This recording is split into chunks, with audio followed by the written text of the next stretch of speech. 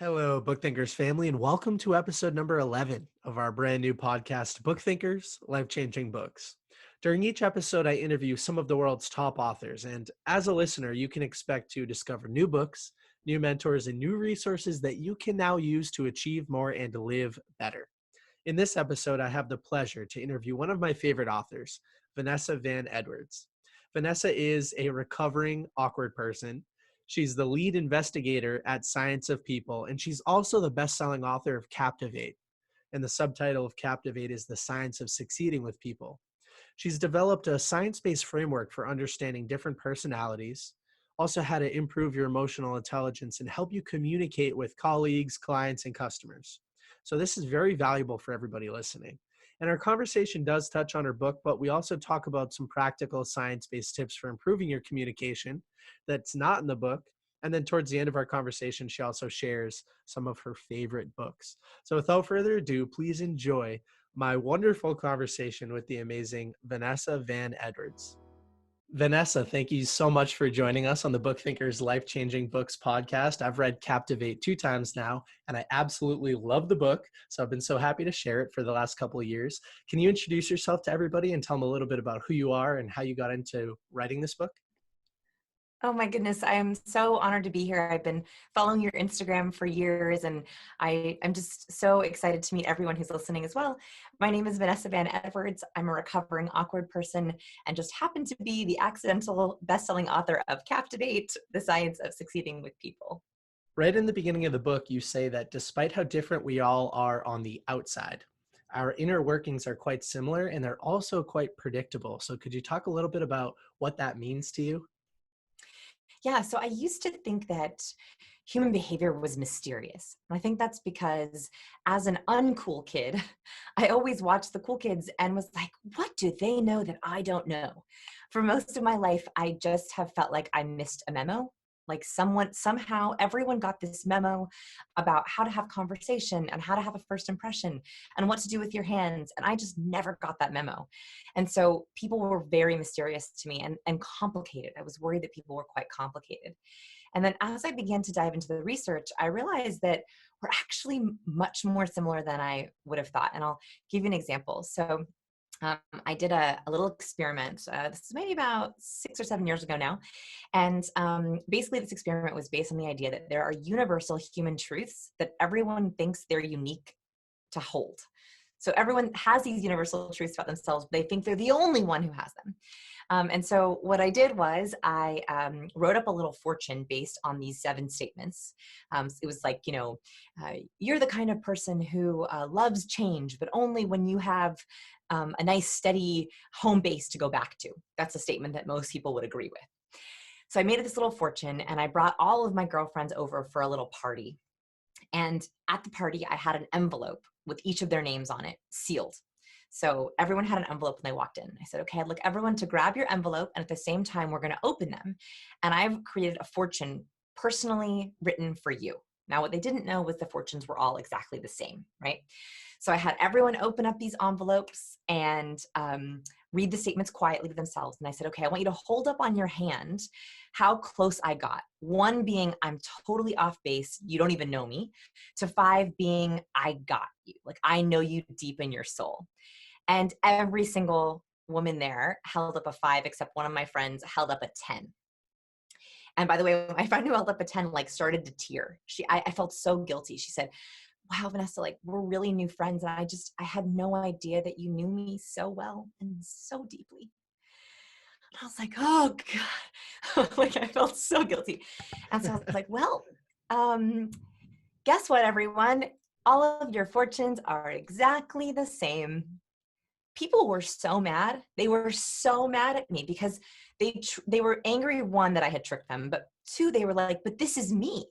But this fortune is me.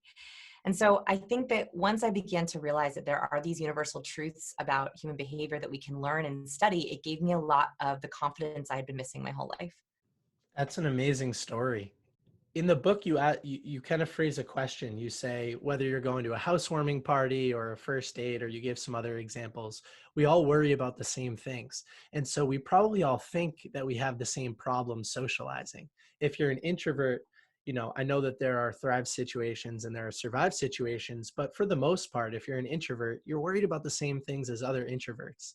And so we all kind of house these emotions and these feelings that we think are very, I don't know, very centered to who we are as a person, and Mhm. other people feel the same way. And that's pretty relieving for people. Yeah, and also I think the hard part is we feel so alone with our fears, especially our social fears.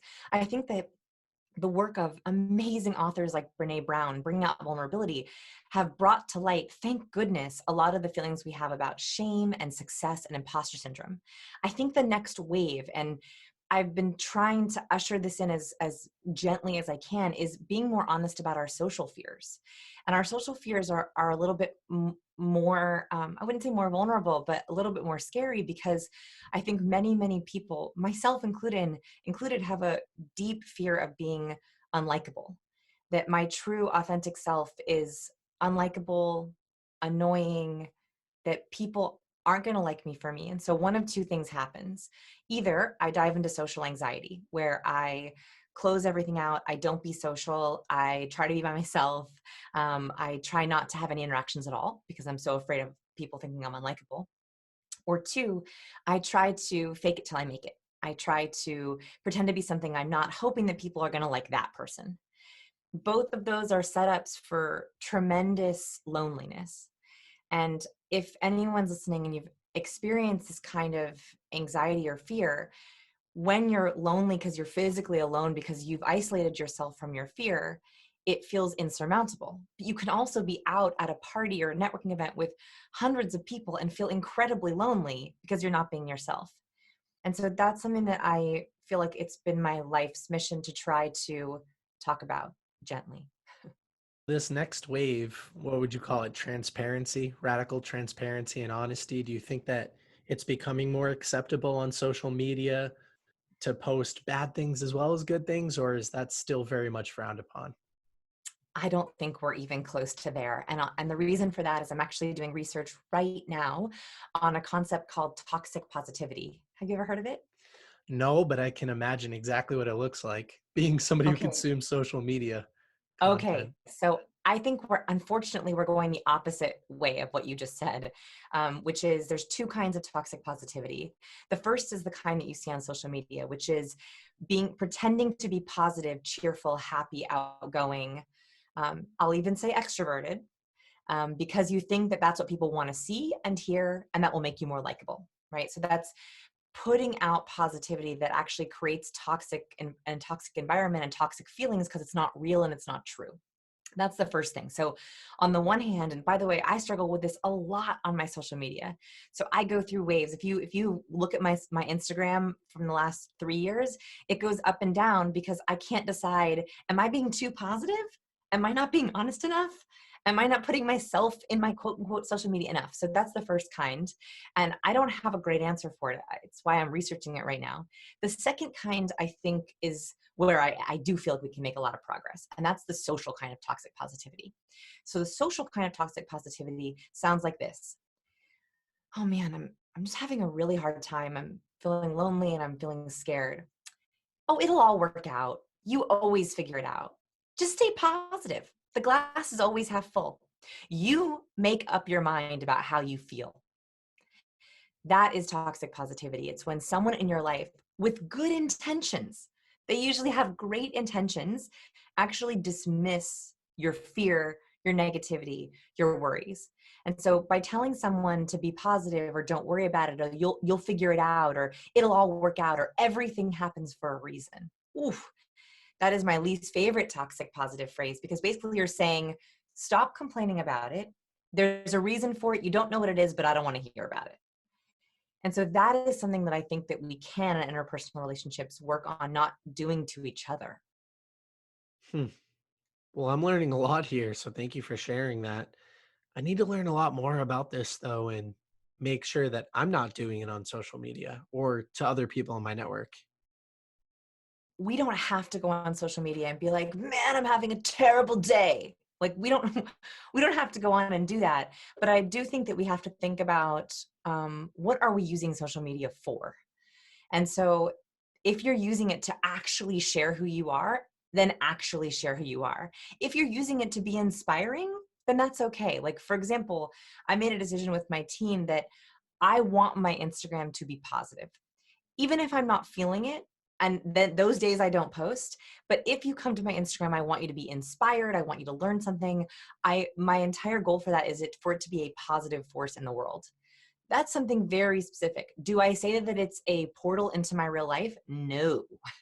Nowhere on there does it say that it's that. Is Captivate more a portal into who I am? Yes. And do I share a ton of very embarrassing stories? Yes.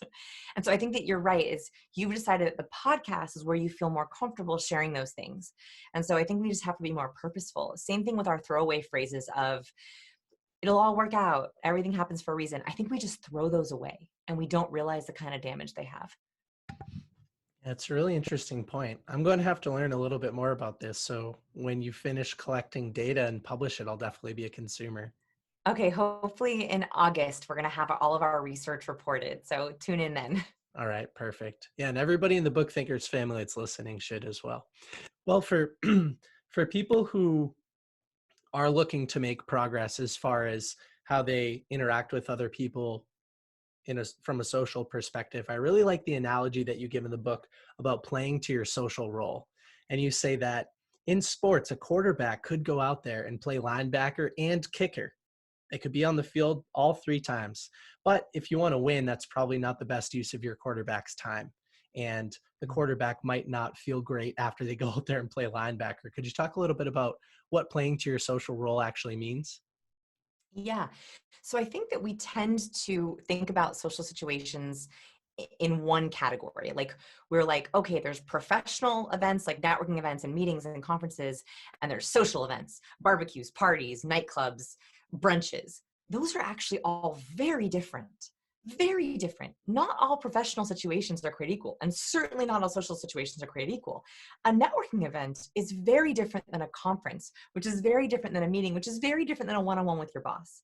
The idea that you could use the same skills, people skills, for all of those is kind of silly. It's like saying, well, I'm a good basketball player, so I'm definitely a good volleyball player. Those are totally different sports, and you're going to be better at some than others.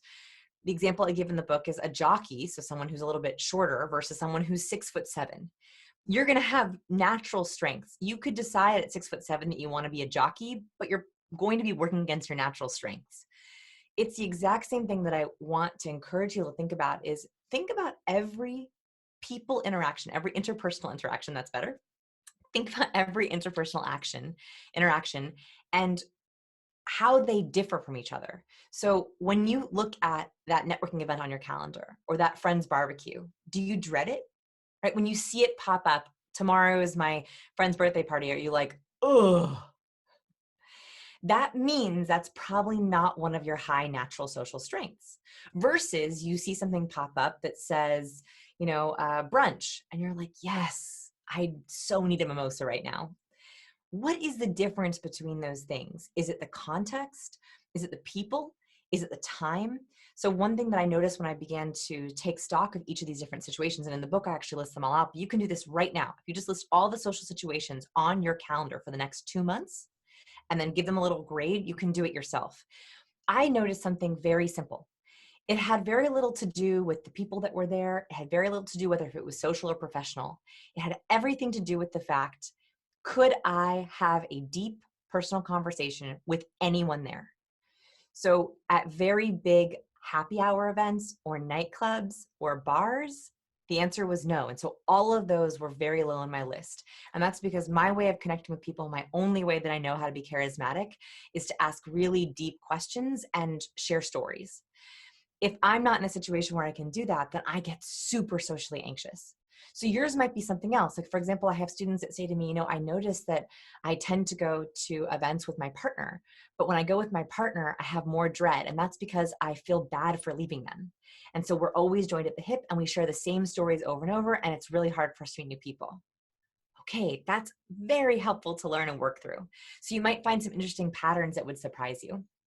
Once you have gone through that process of deciding where you thrive and where you're forced to survive, you'll end up having to say no to a lot of different engagements. And you'll notice probably that there are some toxic people, like you talk about in the book, that put pressure on you to attend places that you now know you will not thrive. And so what you talk about in the book around saying no and saying no gracefully, I think is very important. Could you share that with everybody? Yes. So if you are a people pleaser, first I want you to know that actually might be your genetics.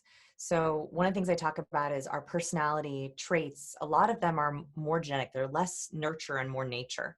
And so high agreeable people who are high in agreeableness, they tend to default to yes. So it's really hard for them to say no. So if this is you, that's okay. You're actually having to develop a framework around your wiring. So I don't want you to feel guilty about it. I don't want you to be hard on yourself about it. This is a skill that we have to learn. So the very first thing is when you're dealing with difficult people or boundary pushers, anytime you give them a reason, they're going to try to argue with that reason. And this is really hard. As someone who struggles as a people pleaser, what always happens is I'll say no and then add a reason because I'm trying to justify why I said no. And whenever you have a boundary pusher, they argue with you. So you say, they invite you to a happy hour, which everyone is my survive location. I don't do great at happy hours. They're super loud and no table and I just don't do well. So it was a happy hour on Friday night. Hey, Vanessa, we'd love to have you come to the happy hour on Friday night. It'll be across the street. You got to join us. And I say, oh no, I'm so tired on Fridays after work. I have to go home and just crash. Now, someone who's respectful of your boundaries will be like, oh, totally get it. Have a Netflix night, jump in your bathtub. I got you. But a boundary pusher will go, oh, no, this is totally casual, totally easy. We'll have sangria. I promise we'll keep you up. Don't you worry. And then you're stuck, right? So the key here is to practice one of two things. One is saying no gracefully. Oh, thank you so much for the invitation. So a little bit of gratitude. I can't make it. Can you post it for next time? You never know when you might want to go again. No reason given. Or two, if you're really struggling with this, is to have your standard answer to every request be, oh, thank you so much for the invite. Let me think about it and get back to you. So my real people pleasers, I try to train them to never say yes immediately. Never. Even if you are 100% sure you want to do it, always give it a minute. And a lot of the times it's easier to say no over text or over email than right to someone's face. And so the other thing you can do is just practice getting the habit of never saying yes right away and always giving yourself a minute to think about it. I need to reflect on that, I think, and implement a little bit more. I was just talking with Greg McEwen the other day, who wrote Uh-huh. Essentialism. Oh my God. I love that book. I love Such a that. great book. And right now, I'm at a place in my life where there's a maximum level of productivity that can actually lead to positive forward momentum. And once you hit that level, there are diminishing returns. And so I'm working so much and it's forcing me to say no to a lot of people. And I've been implementing some of the tactics from your book and his book and how to effectively say no. But it feels like because I'm giving reasons back to people, like, no, I'm too busy, then they always try to work that reason. And so anyway, I'm going You to, got it. You yeah, got it. You I've can got do this. it. Yes, you got this anytime. Like, and the funny thing is, if you ever are like, I don't know if I should say yes or no, just reread that section of the book or just hear me being like, you got this. You can say no. And this is the most important thing about saying no. And take this from someone who struggles with people pleasing, who I feel like has finally conquered it a little bit, which is when you say no, you make space for the right things. So saying no to the wrong things makes more space for the right things. And so every time you say no, it's not like you're saying no to do nothing.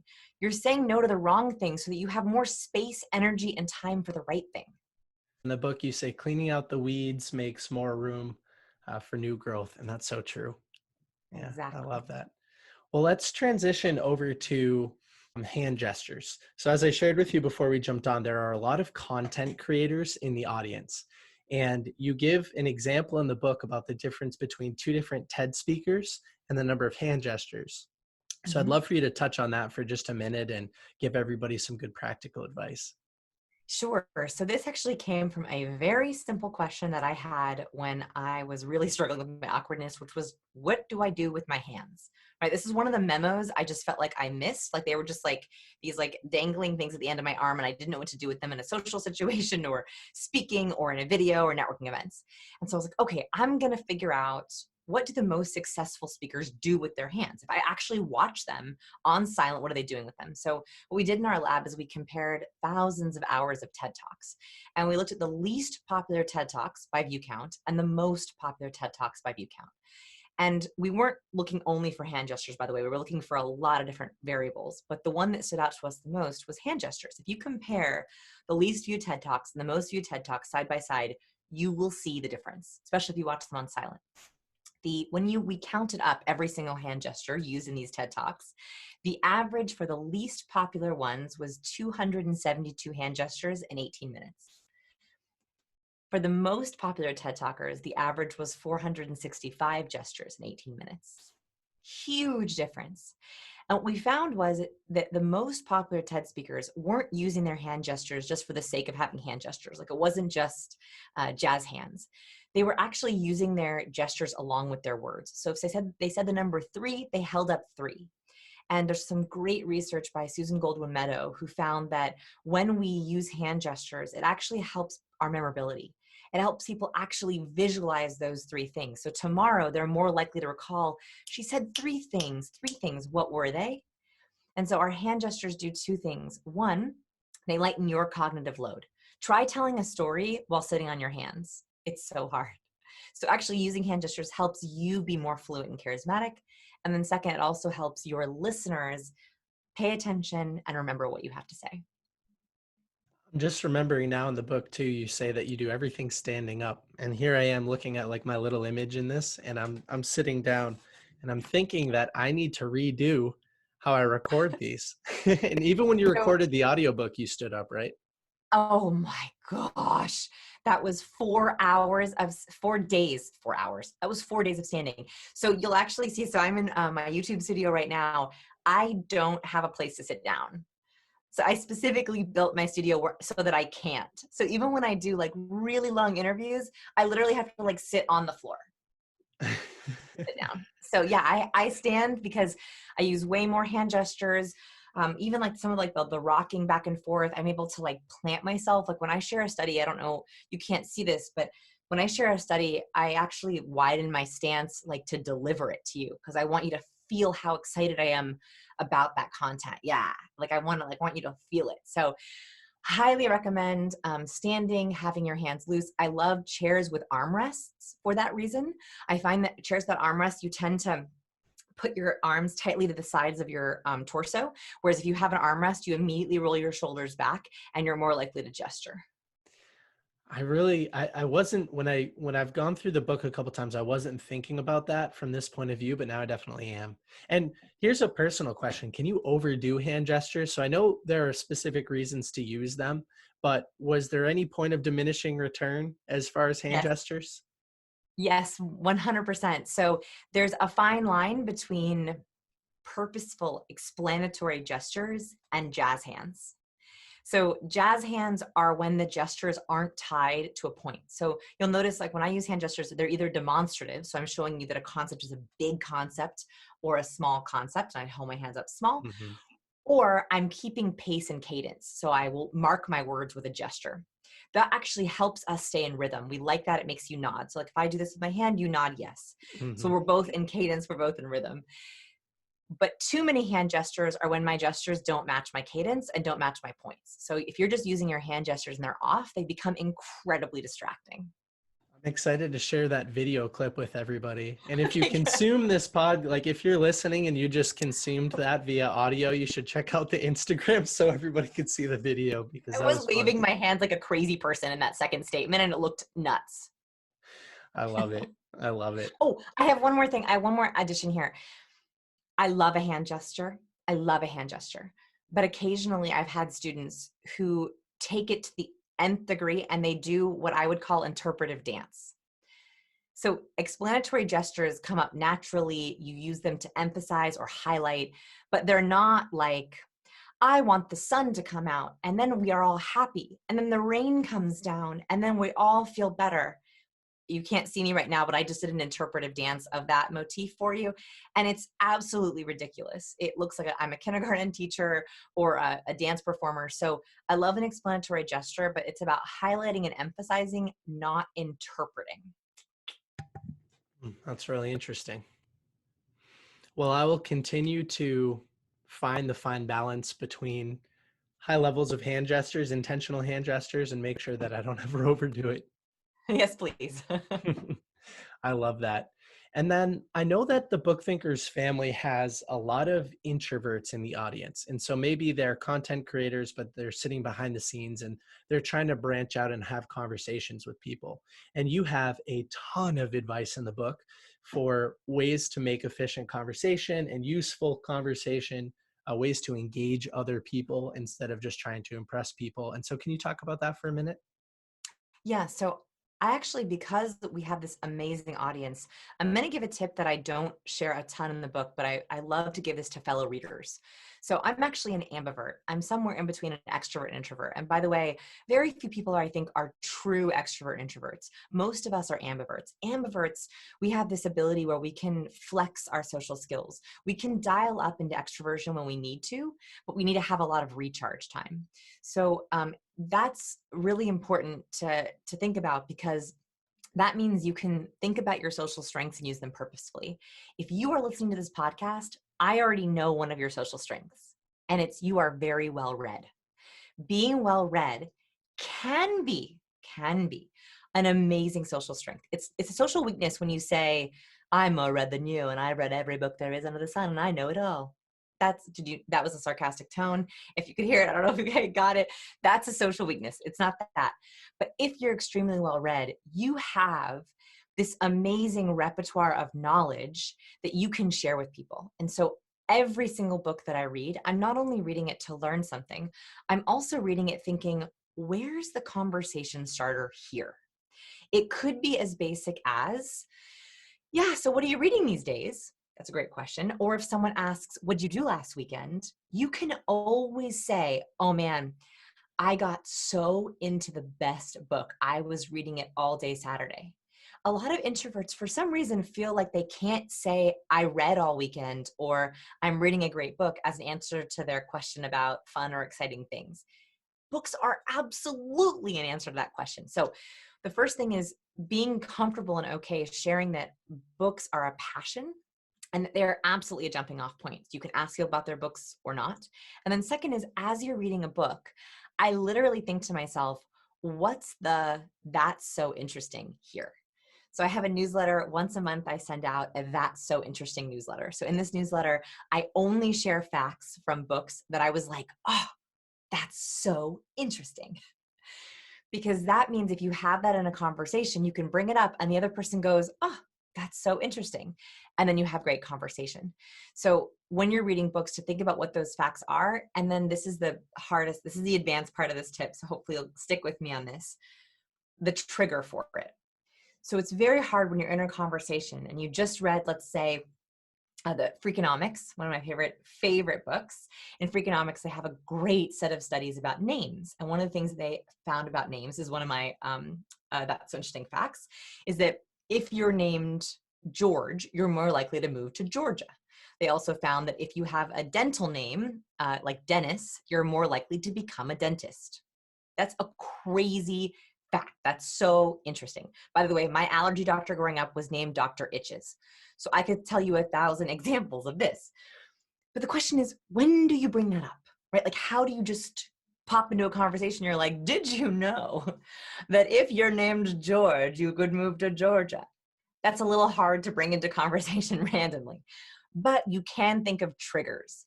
So for example, whenever I meet someone and they have an interesting name, that is my trigger for that story. So someone will say, hey, nice to meet you. My name is Araya. I'll say, oh, Araya, what a beautiful and interesting name. Where does it come from? And they tell me a story about where it came from, long or short. And I say, oh, I love interesting names. I read this really fascinating name study in Freakonomics. It's a great book that two economists wrote, and we're in the story. So I use that as a trigger whenever it comes up. So I've probably shared that thousands of times, and every time it stimulates an interesting conversation about names. That is a brilliant piece of advice. And so there are two things that I want to follow up on there. One is that when people ask me what I do on the weekends, I still avoid saying that I read all weekend, which I do all the No. time. And I'm the reading guy. So don't feel too guilty if No. you're doing that, but we all need to change it. Can we all make a pact? Like, let's make a pact right now. Like, put your hand in wherever you are. Let's make a pact that when you're reading an awesome book, you're going to talk about it. Yes, I'm in. We've Pact. made the pact. In. We did Everybody it. listening, say out loud, I'm in, and put your hand forward. I'm in. Okay. Yes, we're all in. I love that. And on the name thing, the first thing that I thought about was Jim Quick does quick learning and speed reading. I wonder why that happened. Yes, yeah, that's the perfect example. I'll give you another really funny example. And by the way, I think these all the time I get them in conversation is when I was in fifth grade. This is a ridiculous story. When I was in fifth grade, I made a name, by the way, my initials were VVP. And when I was in fifth grade, they had our first student council elections. And it was very quickly apparent that for vice president, VP, people were like, "Oh, are you going to run for VP?" And I was like, why? And they're like, duh, V for VP. It's like you were born for it. And I remember students telling me I was born for it. And so I was like, well, I guess I'll run for VP. So I put my name in there and I ran unopposed. And when I heard other students on the playground talk about who they were going to vote for, they would literally say, well, I don't know. I kind of like Sarah more than Bill for president, and obviously Vanessa for VP, obviously. And for treasurer, I'm not, just because those were my initials. And by the way, I made campaign posters that were just V for VP. I didn't even have campaign promises. And of course I won because I ran unopposed. So we have a lot of interesting things about names and priming that maybe for another book. I'm interested to learn more about that subject because I hadn't even really thought about that before. On the same thread that we were talking about before, about how to have efficient conversation with people, books are a great opportunity to take advantage of thread theory, which is something that you talk a lot about in the book. Could you share what that is? Yes. Okay. So when I was trying to explain the blueprint for conversation, I am not a natural conversationalist. I had to really work at it by studying conversation, by having really bad conversations and wondering what went wrong, and then having really good conversations and being like, what went right? And so when I was writing Captivate, I was like, what's the visual way that I can explain this? And the best visual metaphor I could think of was, it's like you walk into a conversation, you and me, and we're both holding a bunch of threads in our hand. And as we're talking, we're wondering, can we give a thread to the other person? And so when you say, how was your weekend? And I say, oh, it was great. I found the best book and I just cuddled up and read it all weekend. The other person has an opportunity to pick up that thread. Now they might not, they might say, oh, book, weird. Or they might be like, oh, what book? They've just picked up your thread. So then they pick up your thread, and the longer you're able to talk about it and more in depth, the more they're pulling your thread and the more we're creating these ties. And in a really good conversation, you've both handed each other all kinds of threads. So someone says, how was your weekend? And I say, I read a great book, and I take the thread. What book? Oh, it was this great book called Upstream by the Heath brothers, and it was all about upstream thinking. Oh, what's upstream thinking? Pull, pull. Oh, it's about how if you think of a system, you always want to fix the bigger problems and the smaller problems. Really? I work in government. I pick up a thread. What do you do in government? And so we're actually handing these threads back and forth using this base topic. And the more those threads you're sharing, the more connected physically or literally you are, because you're holding threads for each other. I love that analogy, and I love that we got books in there for the metaphor, so it's fantastic. And I know that we're kind of running out of time here, so I'd love to finish up with a few book-related pieces of conversation. I know that there's something that you wanted to share with everybody. It's kind of like a secret side hustle or side hobby that you have. Yes, it is. So, and I've never shared this on a podcast before, so I'm really excited to share it with this audience, which is one of my secret passions in life. I call it a book soulmate. And it's that I've read a ton of interesting books, and I always want more people to read. I think that reading is just one of the greatest gifts that we're able to have. And so when I meet someone and they're interested in a book, or they're like, oh, I don't read very much, but I'd like to, that's like an opportunity. And so my goal is I ask them a ton of questions, like a ton of questions, to try to find their book soulmate. A book soulmate is a book that gets someone back into reading. or it's a book that they think about all the time and read multiple times.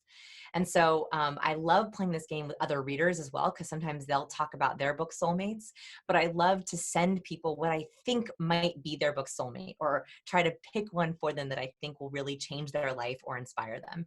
And so if we have a lot of readers on the podcast and you've read a lot of books, you also have a gift, which is that you could help other people, maybe aspiring readers or occasional readers or toe dipper readers, like they occasionally dip their toe into a book, that you could try to find their book soulmate for them. And you can ask all kinds of questions like, what was your favorite book growing up? What was your least favorite book growing up? What book did you read that you stopped reading, you couldn't finish? What book have you read that you couldn't put down? What kind of shows do you watch? All of those questions. You get to talk about books for like an hour, right? A book soulmate conversation is an excuse to talk about books for an hour, and you learn so much about them. And I have found that people are also excited by my excitement. So I'm so excited to hear their answers and find that book soulmate for them, that they get excited that and also honored that I care so much that I really want to find them something. And I found that it's almost the best way to help people without having to uh, give up anything. There are so many amazing reasons to talk about books, and this is just the perfect one. And so I have these book soulmate conversations in my DMs all the time, because people say, hey, what's a good book for this? What's a good book for that? And it's not, just like you're saying, it's not as simple as just giving a blanket answer. You need to ask a lot of follow-up questions. And so that process for me is fun. And that's why it doesn't get old, no matter how many times I have that conversation with people, because when they come back and they tell you about the book that they've read, that's a beautiful thing too. It Mhm. is a And reciprocal obviously, relationship. your answer is always Captivate. I'm sure. I'm Oh, sure it's always, every time. of course. That's what I was saying, of course. Now I'm wondering if that's your answer every time you have these soulmate a, conversations. a running joke that I have on my YouTube channel is whenever I say like, "There's this really great book," and I'm like, "It's called Captivate." No, it's actually called. So I always, as a running joke, why not? Yeah, I love that. Just like back when you were calling alums, you would always say, or they would say, how's the football team doing? And you're like, oh, we're undefeated. Inside joke. If I went to a school where we didn't have a football team, so the inside joke with other alumni is that they ask how the football team is doing, and you say undefeated. And I'm fine. I love it. And so let's wrap up with a couple of the books that have had the biggest impact on your life. And I know that there are probably dozens and dozens of them, but when you think back, what are some of the first books that come to mind? Yep. So the first book that really opened my eyes and changed my life was a book that I stole off of my mom's nightstand. And it's Why Men Don't Listen and Why Women Can't Read Maps by Barbara and Alan Pease. It's actually the first nonfiction book I ever read. And I had no idea that you could have that nonfiction books were a thing until I read that book. I had only read fiction up until that point in my life. I think I was like 13 or 14. And it helped me understand the men in my life, like my dad, who I was fighting with all the time at the age of 14, my brother. And so I was like, wow, books can actually change your relationships. They're not just imagination journeys. So that was the first one. I think it was probably the first time I ever thought to myself, I want to write a book like this. Who knows? Who knew it would happen so many years later? Um, I would say the next I had a period of time in high school where I was so burnt out on reading things I didn't want to read. Right. And this is the really hard thing is in high school, very well-intentioned teachers or curriculums will assign books and then you're forced to read them. Like they literally assign you reading every night, which I think is the wrong way to read, right? You don't get to read based on your interest, based on your timing. You don't get to devour a book if you want to. I remember specifically we weren't allowed to read ahead in our books, which just like was crazy. And so from like 8th grade through maybe 11th grade, I was like off of reading. I only read for school. I stopped reading, even though I had read a ton as a child. And then the first Harry Potter movie came out and I heard it was a book. I saw the movie first and then I was like, oh, there's a book?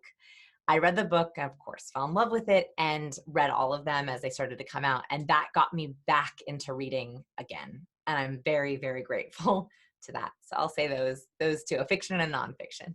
Every time I ask this question, we have a good balance of fiction and nonfiction. And I love that fiction can play such an important role in somebody's life, especially an author who has written a nonfiction book. And so Mm. that's fantastic. Well, for anybody who's looking to learn a little bit more about you or the experiments you're running, the data that you're putting out, where can they find you?